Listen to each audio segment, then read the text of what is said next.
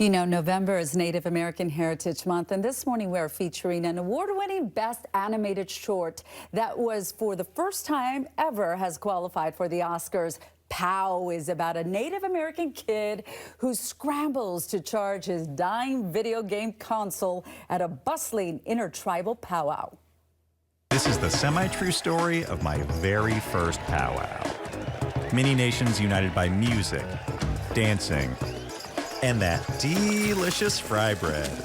But of course, all I wanted to do was just sit right there on the bleachers and play video games. And then this happened.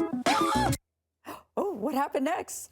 All right, a little cliffhanger there. Joey Clift is a Los Angeles-based comedian, Peabody and Emmy-nominated TV writer and director, and a proud member of the Cowlitz Indian tribe. Yes, represented there. Thank you for being here. Oh, yeah, thanks so much for having me and screening my trailer. I really appreciate it. I mean, I recognize the voice. I was like, that's you. You're the writer-director. You've had such success with this animation. It was a dream project of yours. Tell us about it. Oh, yeah, for sure. Yeah, I'm the writer, director, voiceover. I'm flying places, screening at festivals. I'm doing it all. Yeah, POW is a passion project of mine I've wanted to make for the past couple of years. Basically, when I was a kid growing up on the Tulalip Reservation, I was often dragged by my mom to powwows. Right. And where I would sit in the bleachers and play Game Boy. And, you know, as I grew older, I learned that my mom dragging me to powwows wasn't just her trying to bore me, it was her trying to, you know, continue this unbreaking chain of Native folks celebrating our culture. And I really wanted to put kind of all those emotions together. And it's a story really a lot of us can relate to. It's multi-generational. Do you find that when you meet people who go check it out?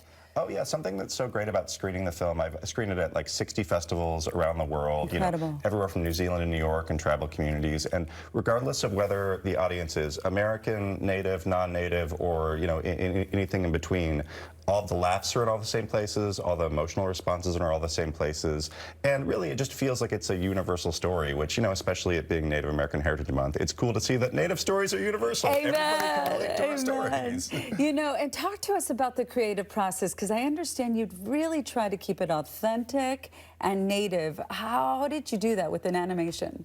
Yeah, a lot of my goals with this film were to create something that, you know, could really show that a Native kid could be as funny as Bart Simpson. And Native humor is such a specific and fun thing, and it was important to me, especially with this being, I think, one of the first times that a powwow has ever been featured in animation, that we had a largely indigenous team working on it. We had, you know, Native character designers, composers. You're seeing Native powwow dancers that we used as consultants on the film. It's just, it was really important to me that people working on the film had been to a powwow and know what that feels like. You know, that half of your team is indigenous. I think that's such great representation. Okay, so you guys are qualified for an Oscar? Right. Is that like the first time this has happened? Or like, talk about that process. So I can't speak necessarily historically, but yeah, right now we're kind of in the middle of this really great period in sort of the Native storytelling movement. POW, we've qualified for the Oscars, which basically that does not mean we're nominated. It means that we're like on the board. It's it's like the first step. The next step is maybe being shortlisted and then nominated and then winning. So to even be, you know, in contention for these kinds of major awards as like a Native filmmaker is just so cool. And you know, I definitely want to shout out, there's a graphic on the screen. I've also qualified with the film Tiger by Lauren Waters and Courage by Eric Hernandez. This is, I think, one of the first times in Academy history where Native created short films have qualified in all 3 categories. So if you're watching this, you're an Oscar voter. I can't ask you to vote for us, but please consider us. Consider us is the word I could use, I think. Coming from a Native American heritage in our small Pueblo tribe outside El Paso, Texas, we were talking about it, a lot of our artifacts, a lot of the stories, the language is now extinct. So when I see someone like this, or when we see someone like this continuing these stories that don't get lost, it's just a very proud moment. So good luck. Where can we see it? Oh, thanks. Yeah, so you can watch POW. If you're in Los Angeles, you can watch it today at LA Skins Fest at TCL Chinese Theaters at 12:30 p.m. I'll be there handing out POW swag. Please come.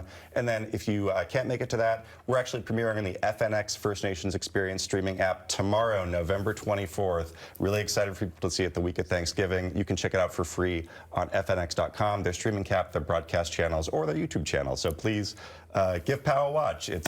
I promise it's way more authentic than the Charlie Brown Thanksgiving special. No shade to the Peanuts gang. They're both great. Joey, thank you so much. We'll be right back, everyone.